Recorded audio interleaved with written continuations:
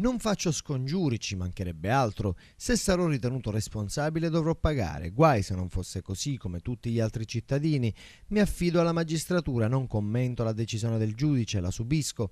Così il governatore della Sicilia, Raffaele Lombardo, ospite a 24 Mattino su Radio 24, ha risposto alla domanda se non abbia timori di finire come il suo predecessore Totò Cuffaro in carcere, parlando della sua imputazione coatta per concorso esterno alla mafia.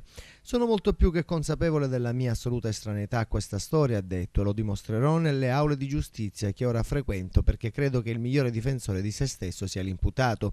Comunque ho sempre detto anche prima dell'imputazione coatta che mi sarei dimesso perché il rinvio a giudizio e addirittura un'eventuale condanna non dovrà toccare il presidente della regione, bensì il cittadino Raffaele Lombardo.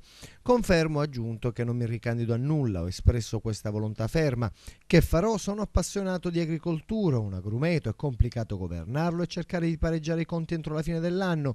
Mi inventerò un lavoro, sono ancora capace di intendere e di volere. Non è detto che non dia una mano alla causa politica nella quale credo, ma non mi candido.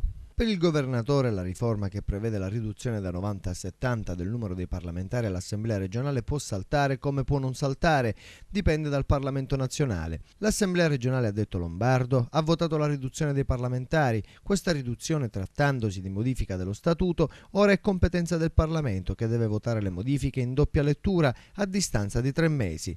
Dal dicembre scorso la Camera e il Senato avrebbero potuto votare, non lo hanno fatto, ha aggiunto. Lo ha fatto il senatore in prima lettura, la Camera niente, è responsabilità loro e sa perché non l'hanno fatto.